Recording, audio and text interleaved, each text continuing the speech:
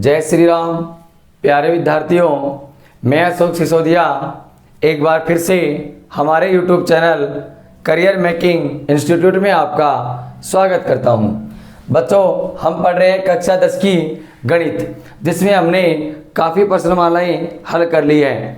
हम पढ़ रहे हैं प्रश्नमाला 2, जिसका नाम है वास्तविक संख्या। जिसका नाम क्या है? वास्तविक संख्या। पिछली वीडियो में हमने वास्तविक संख्या का परिचय और प्रश्नमाला 2.1 और 2.2 कंप्लीट कर ली है। इस वीडियो में हम प्रश्नमाला 2.3 करने जा रहे हैं, तो ध्यान से सुनना। 2.1 और 2.2 में सबसे मोस्ट इंपोर्टेंट बात क्या थी कि यूक्लिड विभाजन एल्गोरिथम प्रमेय जो थी अपने पास, क्या थी पहले? यूक्लिड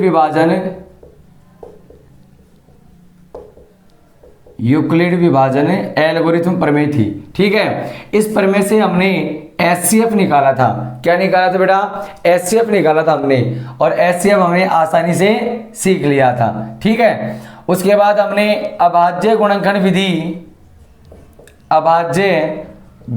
विधि से क्या निकाला? एचसीएफ और एलसीएम। ठीक है, 2.1 और 2.2 में अपने पास ये थे। अब हम पढ़ने जा रहे हैं प्रश्नमाला 2.3, जिसमें आपको सिद्ध करना है परिमेय और अपरिमेय को। ठीक है, तो ध्यान से देखना। जैसे आपको दे दिया जाए, मैंने आपको शुरू में बताया जब प्रश्नमाला 2 स्टार्ट हुई थी, उसमें मैंने आपको बताया था कि वास्तविक संख्याएं जिसमें प्राकृत संख्याएं, पूर्ण संख्याएं, पूर्णांक, परिमेय और अपरिमेय इत्यादि आती हैं। तो ये प्रश्नमाला अपने पास 2.3 जो है, इसमें आपको सिद्ध करना है कि ये अपरिमेय संख्या कैसे है। जैसे मैंने आपको बताया था कि ऐसी संख्या जिनका वर्गमूल नहीं होता, इनका वर्गमूल संभव नहीं है, तो जिनका वर्गमूल संभव नहीं है वह कहलाती है बेटा अपरिमेय संख्या। क्या कहलाती है? अपरिमेय संख्या। ठीक है, और जिनका वर्गमूल हो जाए, जैसे रूट 25 है, 25 का रूट होता है बेटा 5, तो इसका वर्गमूल हो गया, तो यह संख्या कहलाएगी कौन सी? परिमेय कहलाती है। ठीक है बेटा, ये कौन सी कहलाती है संख्या? परिमेय कहलाती है। ओके, तो ये ध्यान से देखना, ये संख्या है परिमेय और ये संख्या परिमेय कहलाती है। यानी ऐसी संख्या जिनका वर्गमूल हो जाए, या फिर अपन जिसको P/Q के रूप में लिख दे, वह क्या कहलाती है बेटा? परिमेय। तो इन दोनों का अध्ययन आज इस वीडियो में अपन अच्छे से करेंगे। तो ध्यान से समझना, बहुत ही अच्छा सवाल आता है और ये हर बार एग्जाम में जरूर आता है कि सिद्ध कीजिए ये अपरिमेय संख्या है, कैसे है इसको सिद्ध करना है। ठीक है, अब देखिए क्या करेंगे। जैसे हमने सबसे पहला कोई एक उदाहरण लिया, मैं आपको एक उदाहरण समझाता हूं। जैसे अपन पहले सरल तरीके से समझेंगे, तब जाके अपन इस प्रश्नमाला के सवाल हल कर सकेंगे। ठीक है, तो जैसे मैं आपको कहूं कि सवाल दे दिया जाए, सिद्ध कीजिए। क्या दे दिया बेटा? सवाल सिद्ध कीजिए। पहला सवाल आपको दे दिया, सिद्ध कीजिए कि रूट 2 जो है वो क्या है? अपरिमेय संख्या है। क्या है बेटा? अपरिमेय संख्या है। रूट 2 जो है अपरिमेय संख्या है। ठीक है बेटा, अब करते हैं हल। देखो ध्यान से देखना, हर सवाल का एक ही तरीका रहेगा। यहां रूट 2 आ गया, आपके पास रूट 5 भी आ सकता है, रूट 3 भी आ सकता है, रूट 7 भी आ सकता है, कोई भी संख्या आ सकती है जिनका वर्गमूल नहीं निकाला जा सके, वह सारी की सारी क्या कहलाती है बेटा?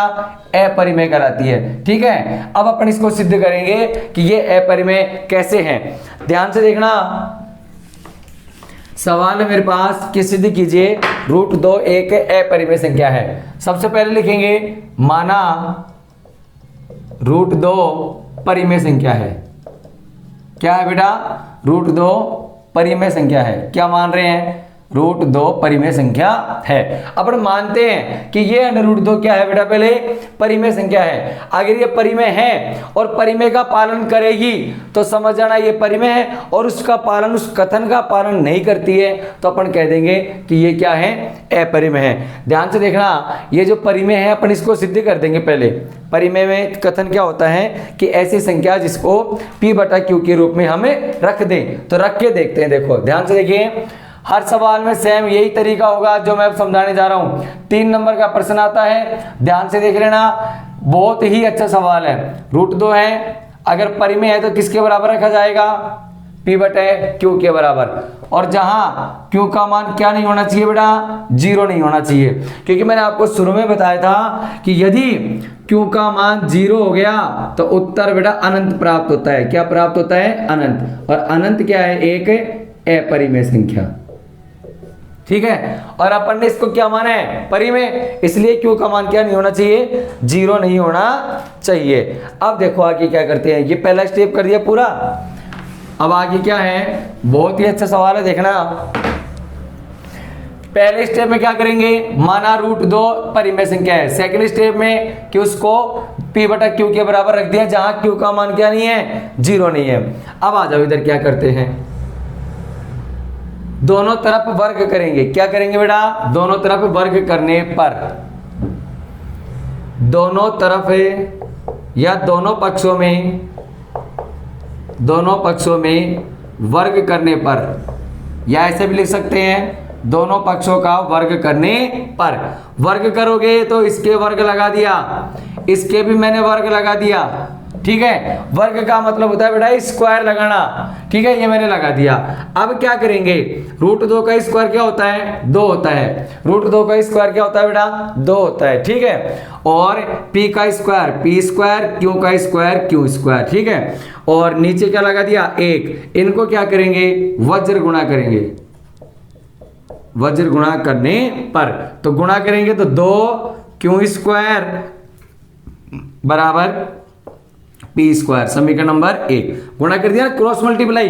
2 को Q स्क्वायर से गुणा किया, 2Q स्क्वायर, P स्क्वायर को 1 से किया, P square. Equation number first आ गई मेरे पास। ठीक है, अब हम क्या करते हैं? इसमें ऐसे लिख सकते हैं क्या कि Q स्क्वायर बराबर P स्क्वायर बटे 2 लिख दिया। इस 2 का भाग इसमें दे सकते हैं, इस 2 का मैंने पक्षांतरण कर दिया, तो इसका मतलब क्या हुआ कि P स्क्वायर बटे में 2 मैंने लिख दिया। अब मैं यहां लिख सकता हूं ऐसे कि देखो, चूंकि यहां P या P स्क्वायर किससे विभाजित है बेटा? 2 से विभाजित है।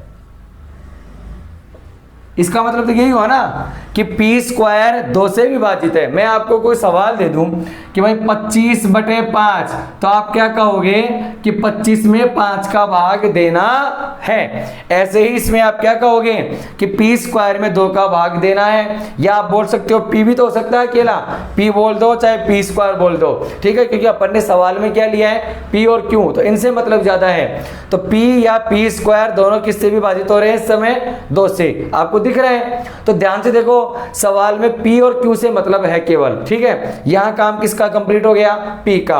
अब करेंगे किसका? Q का।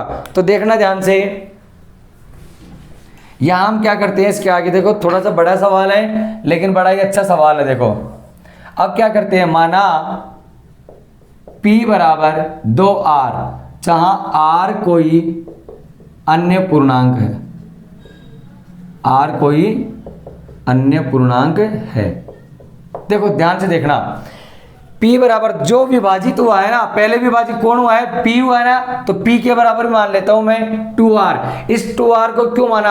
अब आप सोचोगे कि 2R मैंने क्यों माना, तो सवाल पे निर्भर है। यहां पर अंडर रूट 2 पूछ रहे हैं तो आप 2R ही मानो। अगर रूट 5 पूछ रहे हैं तो आप क्या मानोगे? 5R, जहां R कोई एक अन्य पूर्णांक मैंने ले लिया। क्यों लिया? देखो इधर, यहां पर तो P और Q थे, 2 पूर्णांक पहले से थे, तो दोनों ने एक का काम कर दिया। अब बच गया अकेला Q स्क्वायर। अब Q स्क्वायर को कौन करेगा विभाजित? इसलिए मैंने एक अन्य पूर्णांक क्या लेके आया? R। तो देखो P का मान समीकरण 1 में रखने पर, रखेंगे एक क्या है मेरे पास? ये रहा 2Q स्क्वायर। एक क्या है मेरे पास? 2Q स्क्वायर, और इधर क्या है बेटा? P स्क्वायर है ना, P स्क्वायर। ये रहा P स्क्वायर। P का मान कितना है? 2R, 2R का स्क्वायर। तो यहां हो गया बेटा 2Q का स्क्वायर, 2 दूनी 4, R का स्क्वायर। अब मेरे को क्या करना है? इधर देखो पहले कि यहां मैंने किसको विभाजित किया? P को। अब किसको करना है? Q को। तो यहां का सारी संख्या इधर आ जाएगी, 2Q स्क्वायर बटे 4 बराबर आर स्क्वायर, 2 एकम 2, 2 दूनी 4, तो आर स्क्वायर बराबर क्या हो गया बेटा क्यू स्क्वायर बटा 2। तो यहाँ भी देखो P और P स्क्वायर किससे विभाजित था 2 से, और यहाँ क्या है Q और Q स्क्वायर भी किससे विभाजित है 2 से विभाजित है ना। तो अब देखो अपन क्या कथन लिखते हैं, पहले कथन को लिखेंगे पढ़ेंगे, उसके बाद उसका मतलब समझेंगे कि सवाल का मतलब क्या है, कहना क्या चाहता है सवाल। देखो अब देखो यहाँ पर, यहाँ आपको लिखते ही समझ में आ जाएगा मैं क्या कथन लिखने जा रहा हूं, बहुत ही अच्छा कथन है। यहाँ P एवं Q दोनों 2 से विभाजित है, P और Q दोनों 2 से विभाजित है, ठीक है। तो 2 से विभाजित है, परंतु परिमेय संख्या के लिए, परिमेय संख्या के लिए P एवं Q या तो स्वयं से या फिर 1 से विभाजित होते हैं, 1 से विभाजित होते हैं, ठीक है। तो आप क्या लिखोगे, इसलिए हमारी कल्पना गलत है, या यह इस कथन का या हमारे कथन का जो हमने माना है इसका क्या करती है, विरोधाभास करती है। अतः आप क्या लिखोगे, √2 अपरिमेय संख्या है, √2 अपरिमेय संख्या है, ठीक है। अब देखो ध्यान से इस कथन को मैं अब समझाता हूं। देखो आपको देखते ही समझ में आ गया होगा कथन, तो अगर आपने अच्छे से सवाल को पूरा पढ़ा है तो ये कथन समझ में आ गया। देखो अपने को करना क्या है, सवाल है मेरे पास √2 अपरिमेय संख्या मेरे को सिद्ध करनी है, मैंने इसको क्या मान लिया, परिमेय, ठीक है। अगर परिमेय का विरोध करती है ये, इस परिमेय के कथन का विरोध होता है, तो अपन सीधा क्या कह सकते हैं कि ये अपरिमेय है, जो कि यहाँ पर इसका विरोध हो गया। तो कैसे हुआ ये देखो, √2 अपरिमेय संख्या है, इसको क्या मान लिया मैंने, P बटा Q के बराबर मान लिया। Q का मान क्या नहीं होना चाहिए, 0। दोनों पक्षों में क्या किया मैंने, वर्ग किया तो ये आ गया मेरे पास। यहाँ पर √2 का स्क्वायर 2 आ गया, बटे में क्या लगा दिया 1, P का स्क्वायर P स्क्वायर, Q का स्क्वायर Q स्क्वायर, वज्र गुणा किया 2Q स्क्वायर बराबर P स्क्वायर, और 2 का डिवाइड दिया, P स्क्वायर बटे 2 हो गया। इसका मतलब क्या हुआ कि यहाँ P और P स्क्वायर किससे विभाजित है, 2 से। ये मैंने हल किया तो यहाँ पता चला कि Q स्क्वायर भी किससे विभाजित है, 2 से। अब देखो परिमेय संख्या का एक सीधा सा सिद्धांत एक और होता है कि ये जो संख्याएं होती है ना, परिमेय संख्या जिनको अपन P बटा Q के रूप में मान लेते हैं, तो वो जो संख्याएं होती है ना, वो केवल स्वयं से विभाजित होती है। मतलब है कि P और Q में है ना, P में आप किसका भाग दे सकते हो, केवल P का दे सकते हो, या फिर 1 जो कि सर्वमान्य है, सर्वनिष्ठ है, सब में भाग जाता है, 1 का भाग तो सब में जाता है, ठीक है। तो P में केवल किसका भाग जाना चाहिए, स्वयं का जाना चाहिए।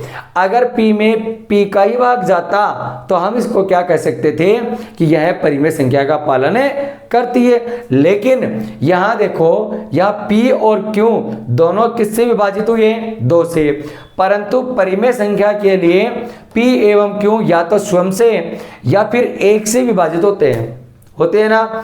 इसलिए हमारी कल्पना क्या है बेटा, गलत है। अतः आप क्या लिखोगे, सीधा आप क्या लिखोगे, यह हमारे कथन का विरोधाभास करती है।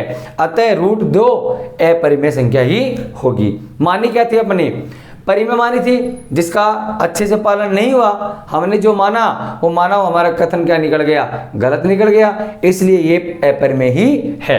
तो ये सवाल 3 नंबर का आता है, बहुत ही अच्छा सवाल है और आपको बहुत ही अच्छा समझ में आया होगा। तो ध्यान से देखना। अगर अब सुनो, ये तो √2 हो गया, ठीक है। अब इसकी जगह आपको √3 भी दे सकता है, √5 भी दे सकता है, √7 भी दे सकता है। बहुत ही अच्छा तरीका समझाऊंगा, केवल आप एक सवाल को अच्छे से समझ लो, बाकी में ज़्यादा अलग अलग तरीका नहीं है। देखो क्या करते हैं, अगर मान लो एग्जामिनर आपको दे देता है बेटा √5 या √3 ले लेते हैं, ठीक है, कि सिद्ध कीजिए √3 एक अपरिमेय संख्या है। तो देखो आपको क्या करना, कुछ भी नहीं, क्या मानोगे, माना √3 क्या है, परिमेय संख्या है, ठीक है। इसको किसके बराबर रख दोगे, P बटा Q के बराबर। सब में एक जैसी रामायण, सब में एक जैसी लाइन चलेगी, कोई आपको परिवर्तन नहीं करना है। देखो यहाँ 3 आ गया, यहाँ क्या आ जाएगा 3, जहां भी 2 दिख रहा है वहां 3 लगा दो, बस हो गया काम। यहां पर क्या लिखोगे, 3 से भाज्य है, ठीक है। अब थोड़ा सा परिवर्तन बस यहां होगा कि आप यहां पर क्या मान रहे हैं, 3 ही मान रहे हैं ना, ठीक है। यहां पर भी 3 रहेगा और यहां पर भी क्या रहेगा बेटा 3, लेकिन पहले यहां 2 था तो 2 का स्क्वायर क्या हो गया था 4, अब 3 का स्क्वायर क्या होगा 9 होगा। और यहां क्या था बेटा 3 था, यहां क्या है 3 है मेरे पास, यहां क्या है 9 है, और 3 एकम 3, 3 तिया 9। इसका मतलब क्या हुआ बेटा बताओ, अब कहां गलती हुआ सवाल, कोई नहीं, कुछ भी नहीं काटा मैंने, केवल यहाँ पर डिजिट चेंज करे हैं, सारे डिजिट चेंज करे हैं, तो ये आपके सामने सवाल आपका पूरा हो गया। मतलब क्या था, √3 का पूछा तो √3 के बारे में लिख दिया सारा कथन। तो कथन आपको पूरा जो भी आपको लाइन लिखनी है वो आपको केवल एक बार याद रखनी है, बाकी आपको कुछ भी सवाल दे दे सेम तरीका वो का वो ही होगा। 5 दे देता, 5 5 5, यहां भी क्या आता 5 आता, यहां भी क्या था 5 5 आता, यहां पे 5 किससे विभाजित होता 5 से। यहां क्या मानते आप 5 मानते, या 5 रहता या 5 पचम 25 हो जाता, ठीक है। 25 का डिवाइड देंगे, यह क्या रहता है 5, 5 एकम 5 पचम 25, 5 आ जाता। फिर आप क्या लिखते कि यहाँ P और Q दोनों किससे विभाजित है 5 से विभाज्य है। यानी कि आप तो एक बात याद रखो दिमाग में कि जो सवाल आपको दे रखा है ना वो उसी से भाज्य आएगा, ठीक है। √3 है तो 3 से भाज्य है, तो आपको ये करना है। ये परिमेय संख्या के लिए हमारी कल्पना यहाँ पर भी क्या हो जाएगी गलत, यानी कि ऐसी संख्या, दोबारा सुनना, ऐसी संख्या जिनका वर्गमूल निकालना असंभव हो वह कहलाती है क्या, अपरिमेय संख्या कहलाती है, ठीक है बेटा। तो ये हो गया मेरे पास √2 √3 √5 √7 जो भी आ जाए अपरिमेय संख्या का, ये आप सिद्ध कर सकते हैं। अब हम चलते हैं थोड़ा सा नया, कि यदि आपको दे दे बेटा 1/√3, क्या दे दे 1/√3, ठीक है।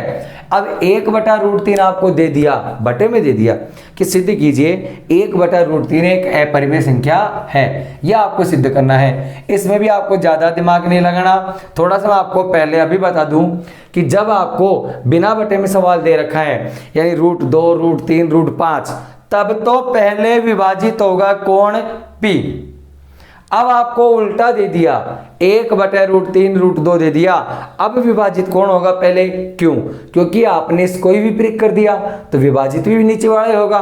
तो देखते हैं होगा कैसे, वो अपने आप होगा। देखो अभी करते हैं अपन, चलते हैं सवाल की तरफ। बहुत ही अच्छा सवाल है। जैसे ये आगे 1/√3 है ना, अब देखो तरीका वही रहेगा सेम। माना 1/√3 अपरिमेय संख्या है तो किसके बराबर रहती है बेटा P बटा Q के। दोनों तरफ क्या कर रहे हैं, वर्ग कर रहे हैं, वर्ग किया तो ऊपर 1 का 1 और √3 का 3 हो गया। वज्र गुणा करेंगे तो पहले गुणा ये होगा ये 3P का स्क्वायर, फिर बाद में Q का स्क्वायर। अब आप क्या करने वाले हैं, भाग दे दोगे, क्या लिखोगे P² बराबर Q² बटा 3। तो यहाँ क्या लिखोगे, यहाँ Q या Q² 3 से विभाजित है।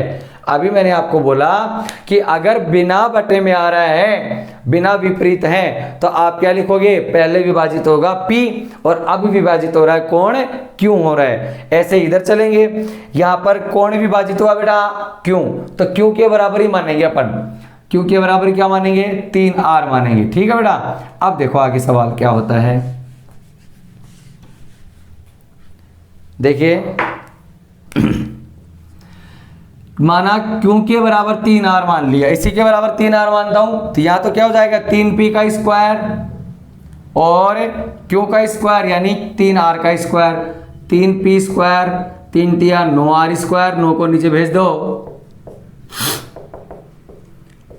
3 तिया 9, क्या लिखोगे R² is equal to P² बटा 3। तो यहां देखो पहले विभाजित कौन हुआ Q, अविभाज्य कौन हुआ? P। तो आप क्या लिख सकते हो, यहाँ P और Q दोनों 3 से विभाजित हैं। कथन वही रहेगा, कोई परिवर्तन नहीं है। यहाँ आप ये मत लिखना कि भाई बटे में सवाल दे रखा तो आप 1/3 से विभाजित है, नहीं, गलत होगा। जैसा आपको दिख रहा है वैसे आप इसको लिखिए, कथन में कोई परिवर्तन नहीं है। लास्ट में क्या लिख दोगे, अतः 1/√3 क्या है? एक अपरिमेय संख्या है। ठीक है, क्लियर सवाल। अगर आपको बटे में भी आ जाता है 1/√2, 1/√3, 1/5, तो ऐसे सवालों को आप आसानी से हल कर सकते हैं। ठीक है, अब चलते हैं देखो सवाल की तरफ। अब नेक्स्ट सवाल है, ये तो आपका बेस तैयार हुआ कि परिमेय अपरिमेय कैसे सिद्ध किए जाते हैं, ये आपको अच्छे से समझ में आ गया है ना। अब चलते हैं अपन आगे और सवाल। जैसे प्रश्न वाला आपको 2.3 दे रखी है, इसमें आपको पहला सवाल दे रखा है, इससे अलग है, इससे काफी अलग है, लेकिन आपको पहले पता तो लगे कि परिमेय अपरिमेय कैसे सिद्ध करते हैं। ठीक है, अब देखते हैं सवाल। देखिए, पहले मैं आपसे पूछता हूं कि देखो एक पूर्ण संख्या मैंने आपको दिया, सवाल 2, ये प्राकृत संख्या है क्या? है। पूर्ण भी है क्या? है। और पूर्णांक भी है। अब मैं क्या ये बताऊं क्या ये परिमेय है क्या? तो आप तुरंत क्या करोगे, 2 के नीचे 1 लगा दोगे और आप कहोगे ये संख्या परिमेय संख्या है ना। ठीक है, तो अपन को यही सिद्ध करना है। तो याद रखना, जितने भी पूर्ण संख्या होती है, जितनी भी प्राकृत संख्या होती है और जितनी भी पूर्णांक संख्या होती है, इन सभी का समावेश परिमेय संख्या कहलाता है। ठीक है, तो कहाँ जहीं पर भी आपको, जहां पर भी आपको ये संख्याएं मिल जाएं, आप उनको क्या बोल सकते हैं? सीधा परिमेय संख्या। ठीक है, अब सुनो आगे क्या करते हैं, ध्यान से देखो। अब अपन सिद्ध करने जा रहे हैं प्रश्न वाला 2.3 के सवाल। पहला ही दे रखा है, सिद्ध कीजिए 5 - √3, सिद्ध कीजिए 5 - √3 एक अपरिमेय संख्या है। तो देखो सवाल है, सिद्ध कीजिए 5 - √3 अपरिमेय संख्या है। ये भी बहुत सिंपल सवाल है, अच्छे से देखना इसको, है ना। और क्या सिद्ध करना है? अपरिमेय सिद्ध करना है। ठीक है, अब ये थोड़ा अलग आया, जो मैंने अब तक समझाया उससे थोड़ा अलग आया। इसके 2 तरीके हैं। माना 5 - √3 परिमेय संख्या है। क्या है बेटा? परिमेय संख्या है। ठीक है, अब देखो परिमेय है तो आप तुरंत इसको किसके बराबर लिखोगे? हल कर रहे हैं, देखना। 5 - √3 को आप बराबर रखोगे किसके? P/Q के। और जहां Q का मान क्या नहीं होना चाहिए? 0 नहीं होना चाहिए। ओके, अब आप क्या करना है, यहां पर दोनों पक्षों का वर्ग वर्ग नहीं करना, थोड़ा सा अलग है। देखो कैसे अलग है, √3 को मैंने उधर भेज दिया, इसको पॉजिटिव बनाना है, रूट वाली संख्या को प्लस का बनाना है बस, बाकी जो उसके साथ जो भी है पक्षांतरण कर दो। तो मैंने क्या किया कि देखो √3 को इधर ले गया तो 5 और इन दोनों को इधर लाया -P/Q, देखो पक्षांतरण किया है ना, और इधर √3 को ले गया तो क्या लिखोगे? पक्षांतरण करने पर। ठीक है, पक्षांतरण कर दिया। अब मेरी बात ध्यान से सुनो कि ये सवाल अपना कंप्लीट हो गया। बस अब यहां मैं जो कथन लिखता हूं देखना, यहां 5 - P और Q तीनों पूर्णांक संख्याएं हैं। क्या है बेटा? तीनों पूर्णांक संख्याएं हैं और सभी पूर्णांक संख्याएं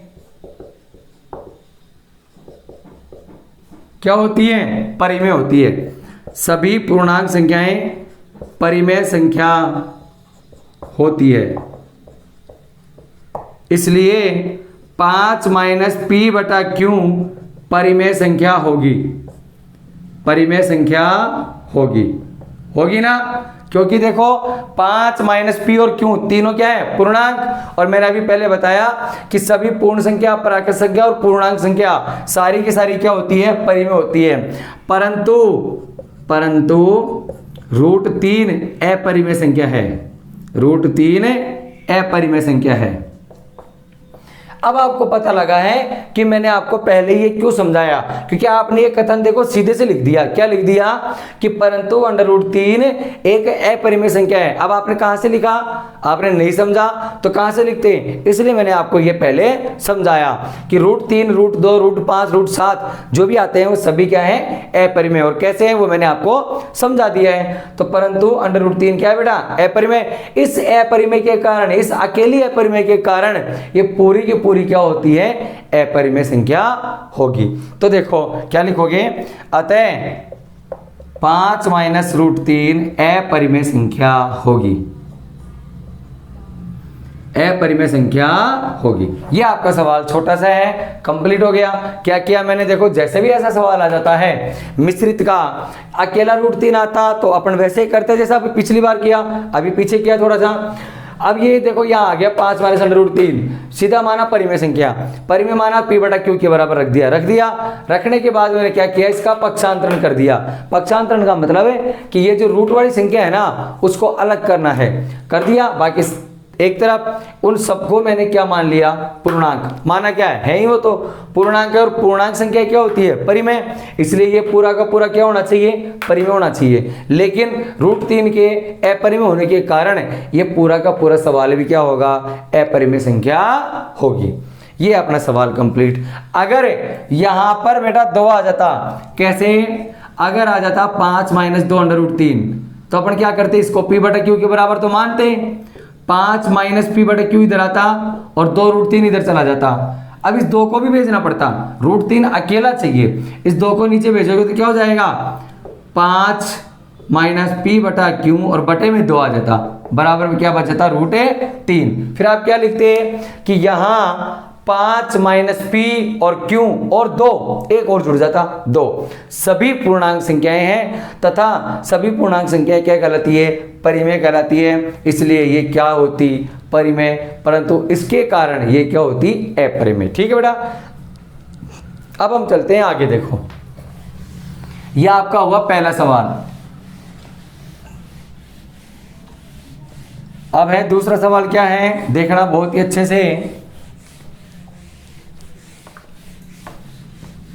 पहला तो हो गया, दूसरे में पहला है सिद्ध कीजिए, वो भी सिद्ध करवा रहे हैं। इस प्रश्नमाला में हमें टोटल सवाल सिद्ध करना ही पड़ेंगे। क्या है, सिद्ध कीजिए कि निम्नलिखित संख्याएं अपरिमेय संख्या है, जिसमें पहला आपको दे रखा है 1/√2, उसका मैंने अभी आपको थोड़ी देर पहले समझा दिया, या आप कर लोगे। अगला है 6 + √2, देखो बहुत सिंपल है भी, 6 + √2 बराबर क्या मानोगे सीधा p/q, और क्यों का मान क्या नहीं होना चाहिए बेटा 0। तो आपकी क्या करना है, रूट वाली संख्या अलग करना है, अलग रखना है। तो ये तो रखी हुई है पहले से, प्लस की है ना, प्लस की है तो इसका पक्षांतरण मत करिए आप, केवल 6 का करिए। तो p/q और माइनस है 6। इसमें आप क्या लिख सकते हैं कि यहाँ p बटे और p q और 6 तीनों क्या है पूर्णांक संख्याएं हैं, तीनों की तीनों क्या है बेटा पूर्णांक संख्याएं हैं। और पूर्णांक संख्या क्या होती है परिमेय होती है, इसलिए ये भी क्या होगी परिमेय। परंतु √2 अपरिमेय होने के कारण ये पूरा का पूरा सवाल 6 + √2 भी क्या होगा अपरिमेय। अगला है 3√2, अगला क्या है बेटा 3√2, इसको भी किसके बराबर रखना है p/q के, और q का मान क्या नहीं है 0। इट इज सिंपल, √2 = 3 और q, क्या आ गया। फिर क्या लिखोगे यहाँ p q और 3 तीनों क्या है पूर्णांक संख्या है, ठीक है पूर्णांक संख्या है तो ये परिमेय होगी। परंतु √2 क्या है अपरिमेय, इसलिए 3√2 भी क्या है अपरिमेय संख्या है। बहुत सिंपल सवाल है, एक बार अगर आपको अच्छे से समझ में आ गया ना, शुरू के आपने जो मैंने अभी आपको समझाया उनको यदि आपने अच्छे से समझ लिया तो ये मानो कि आपके इस प्रश्नमाला में आने वाले सारे के सारे सवाल सही होंगे। ठीक है, अब हम चलते हैं आगे। एक है तीसरा सवाल है, वो थोड़ा इंपॉर्टेंट है, उसको बहुत ही अच्छे से करना है सिद्ध। ध्यान से देखना क्या करने वाले हैं कि यदि p और q अभाज्य धनात्मक पूर्णांक है, क्या है बेटा p और q अभाज्य धनात्मक पूर्णांक है, तो सिद्ध कीजिए √p + √q एक अपरिमेय संख्या है। सिद्ध करना है बेटा, सिद्ध कीजिए root P plus root Q अपरिमेय संख्या है। ये थोड़ा सा आपके लिए इंपॉर्टेंट रहेगा, इसको देखना बहुत ही अच्छे से, ठीक है। तो root P plus root Q अपरिमेय संख्या है, माना root P plus root q परिमेय संख्या है। क्या है बेटा? परिमेय संख्या है। परिमेय है तो किसके बराबर रखेंगे? P बटा क्यू के बराबर, P बटा क्यू के बराबर। लेकिन यहां पर मैं आपको थोड़ा सा बता दूं कि यहां देखो थोड़ा सा वो हो जाएगा कि यहां पर भी P और Q आ रहा है, यहां पर भी P और Q आ रहा है, पता नहीं चलेगा। ठीक है, मैं इस P बटा क्यू की जगह में इसको मान लेता हूं A बटा B। ठीक है, आप कोई भी पूर्णांक मान सकते हैं, ये कोई फिक्स नहीं है कि आप परिमेय संख्या उसी को बोलो जो P बटा क्यू के रूप में रखी जाए। वो तो एक उदाहरण है। असली परिभाषा क्या होती है कि ऐसी संख्या जिसको अंश व हर के रूप में रखा जाए। ठीक है, तो यहां देखो मैंने इसको A बटा B के बराबर रख दिया, और जहां B का मान क्या नहीं है बेटा? 0 नहीं है। ठीक है, अब मैं क्या करता हूं, किसी एक को उधर भेजता हूं, A बटा B माइनस रूट क्यू, पक्षांतरण कर दिया। पक्षांतरण करने पर अब मैं करता हूं दोनों पक्षों का वर्ग करने पर, वर्ग करेंगे तो बेटा बहुत सरल सवाल है, ध्यान से देखना। इस P का वर्ग करोगे रूट P का स्क्वायर, और इधर हो जाएगा A बटा B माइनस रूट क्यू का स्क्वायर। यहां P का स्क्वायर तो P हो गया, A माइनस B का होल स्क्वायर यानी A स्क्वायर, ये तो A स्क्वायर हो गया, A पूरा ही है ना, A स्क्वायर माइनस 2AB, 2 गुणा A बटा B गुणा B कितना है? रूट क्यू, और प्लस क्यू का स्क्वायर, रूट क्यू का स्क्वायर। ठीक है, अब ध्यान से देखो, इधर तो हो गया बेटा मेरे पास P, इधर हो गया A स्क्वायर बटा B स्क्वायर, इधर हो गया 2A रूट क्यू बटा B, और प्लस में क्यू का स्क्वायर, क्यू होता है ना।